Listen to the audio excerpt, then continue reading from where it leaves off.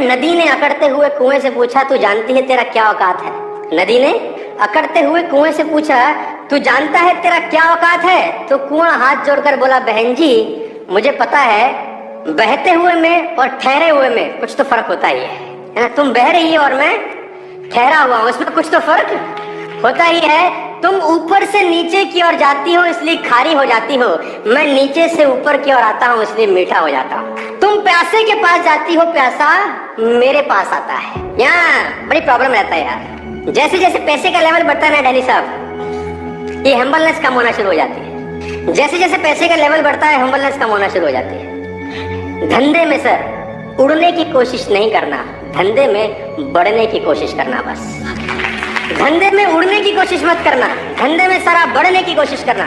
और मैं आपको बता दूं, आप कितनी भी उन्नति कर लें, कितनी भी तरक्की कर लें, मेरी एक बात गांठ बांध लें कि आपके पैरों ने जमीन तो नहीं छोड़ी है। बस आपने कितनी भी तरक्की कर ली हो, कितनी भी उन्नति कर ली हो, एक बात दिमाग में रखना कि आपके पैरों ने जमीन तो नहीं छोड़ी। बी हम्बल एट ऑलवेज, जो मैंने सीखी है अपने लाइफ में इम्प्लीमेंट किया है।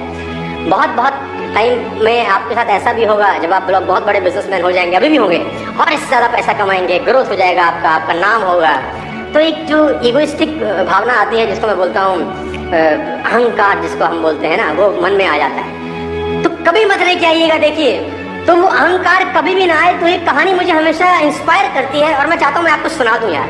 मैं आपको एक डेटा दूंगा, आप हैरान हो जाओगे कि अगर आप पूरी दुनिया की दौलत को इकट्ठा कर लें और सब लोगों में बराबर बांट दें तो 3 साल के अंदर अंदर वो लोगों के पास लौट आती है जहां से निकली होती है। पैसा कमाना और कमाते रहना दोनों अलग अलग बातें हैं दोस्तों। रामायण सुना है आप लोगों ने? सर कुछ कैरेक्टर्स याद हैं आपको?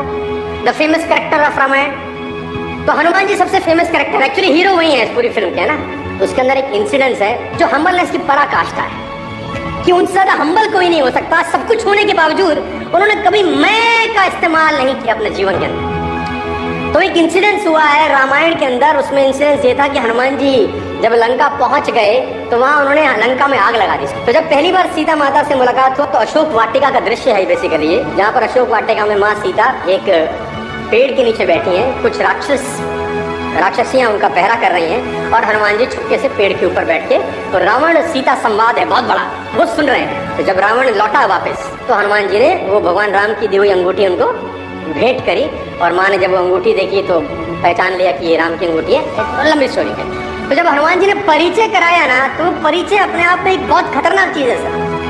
और मैं वो हम्बलनेस की स्टोरी के साथ, तो जब हनुमान जी सामने प्रकट हुए माँ सीता के, तो सीता ने पूछा तुम कौन हो? सीता ने पूछा तुम हमारे जैसा आदमी क्या जवाब देता, मैं पहले वो बता दूं, आपको नहीं पता कौन है। बता, हमारे जैसा आदमी अगर कुछ ऐसा कांड कर ले तो सोचो कितनी चर्चाएं करेगा, कहाँ कहाँ। जब माँ ने उनका पूछा कि आप कौन है, तो तुलसीदास का एक दोहा है बहुत अच्छा कि राम दूत मैं मात जानकी।